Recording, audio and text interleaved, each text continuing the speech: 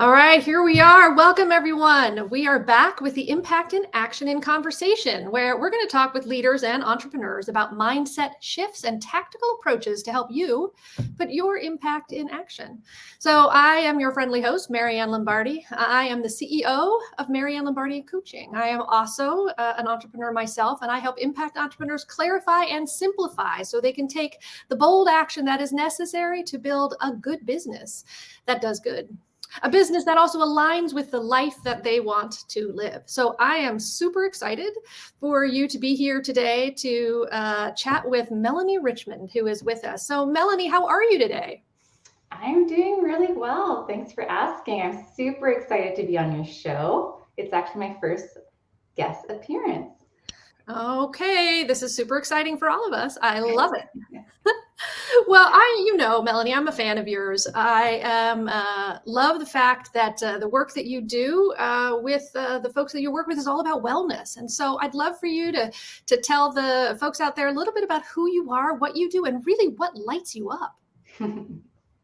Yeah, so my name is Melanie Richmond. I am the CEO and founder of True North Wellbeing Coaching, where we help driven professionals or entrepreneurs get to their next level career and life goals by optimizing their well-being so that they can keep that competitive edge and go to where they want to go.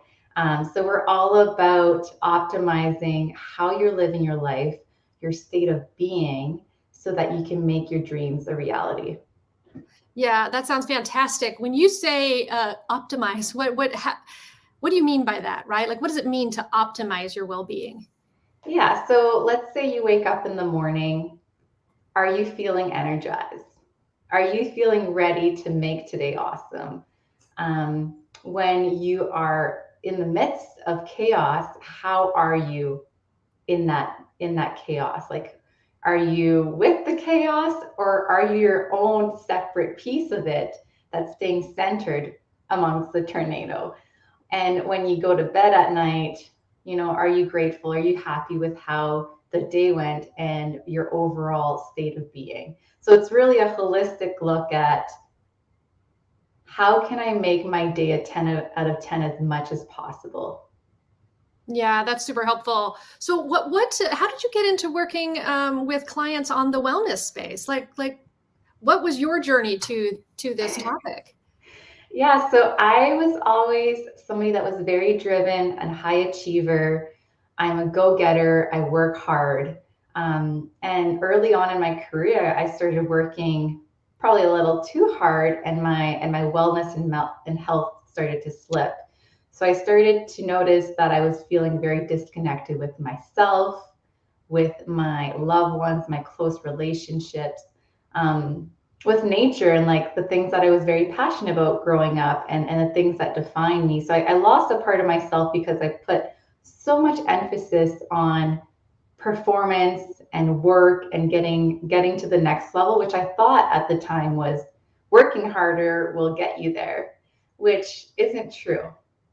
So after having a massive burnout and realizing how I was so numb. I was living an autopilot life that I needed to stop and really look at my health, my well being, and how I was living my life and where I was prioritizing my attention.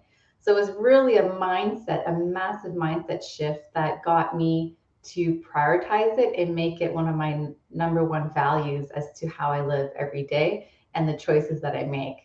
So then I started working more with corporate professionals because I find from a corporate standpoint, so many of us are go, go, go, and we aren't used to taking care of that body of ours that is going to get us there. And as entrepreneurs, same thing. We have to put in the hard work, but if we're not taking care of ourselves, there's no way we're going to have gas in the tank to go to our destination. Yeah, no, I think that's so true. When you think of wellness, right? Like the word wellness, it's such a large word, right? Like it can Mm. mean so many things. And so I was hoping you could help us understand, before we get into tactics, if you could help us understand really like what is wellness and how should we be thinking, more broad categorically, like about our own wellness. Yeah, so wellness is a little bit more specific than well-being. Wellness is a component of something that you're doing from a physical, emotional, or spiritual standpoint for your health.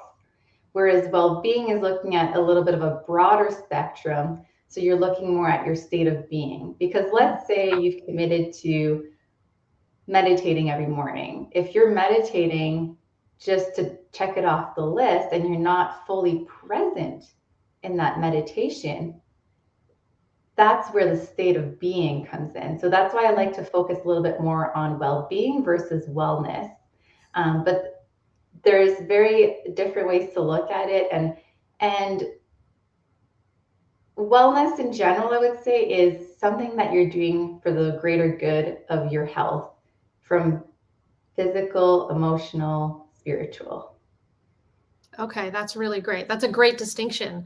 You mentioned this before, but I do think for entrepreneurs, often it's so easy to just kind of like dive right into that work and get consumed by it, right? And part of that is because there's so much to do. Part of it is because it's all you, and so you don't have the boundaries around it that you may in other ways. And so I was wondering if we could talk a little bit about how we think for entrepreneurs that we can help them manage some of the stress that comes along with that, some of the isolation, which is a really big piece of it, especially if you are a solopreneur. And are there ways, looking at our wellness or our well-being, that we can help them manage that Mm-hmm. stress and isolation? Yeah, and I think those are great points that you brought up. Like the stress and isolation is something that anyone goes through at some point in life, and especially as an entrepreneur, if you're by yourself, it can be a little bit daunting at the start, and with your to-do list and everything that you have to do, and you are not building your team quite yet. So I like to look at it in very simple terms. So what is the opposite of stress? And that's calm. That's relaxation.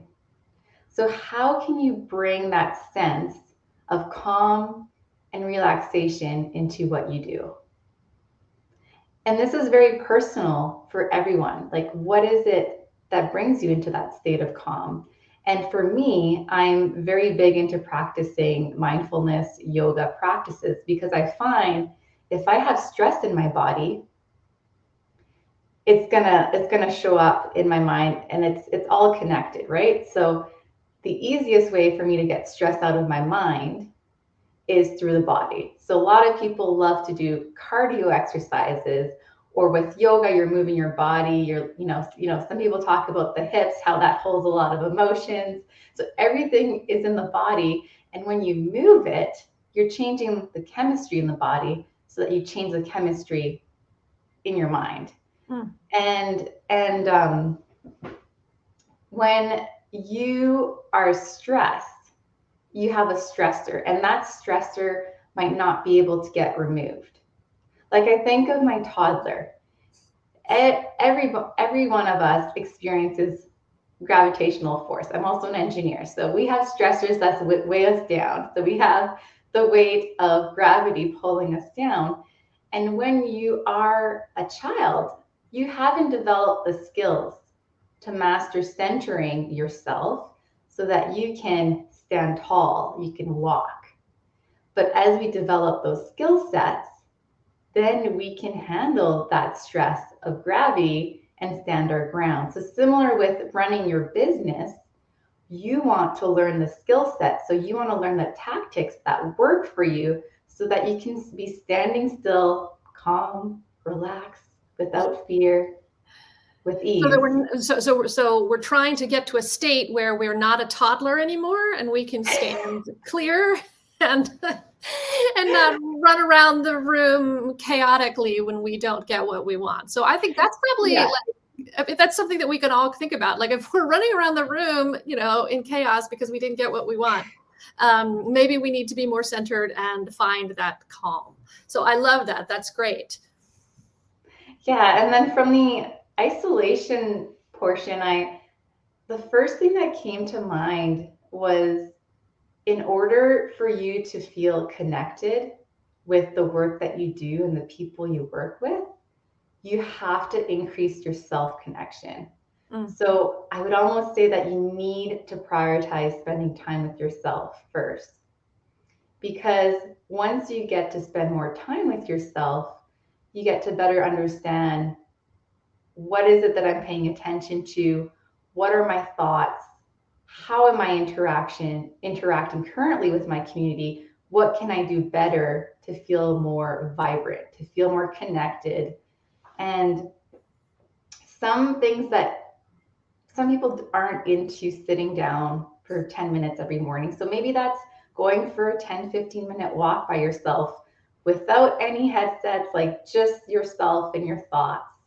Um, I know some people really like journaling. So just writing down everything that's on your mind and seeing, okay, how am I processing this information? And do I want to flip my script? And then there's also art. So some people are a little bit more visual as to what's happening, but it's really connecting with yourself, giving yourself that self-love so that you can better show up for your relationships and from others.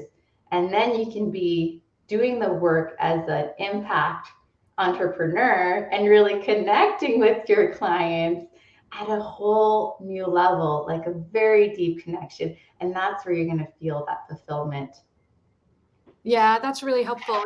I always think about, isolation is an interesting thing because there's this being alone, which is one thing, but being lonely is an entirely different thing, and they don't necessarily happen at the same time because you can be alone and be quite full, right? You can be alone and be quite full, and then you could be around a bunch of people and be significantly lonely.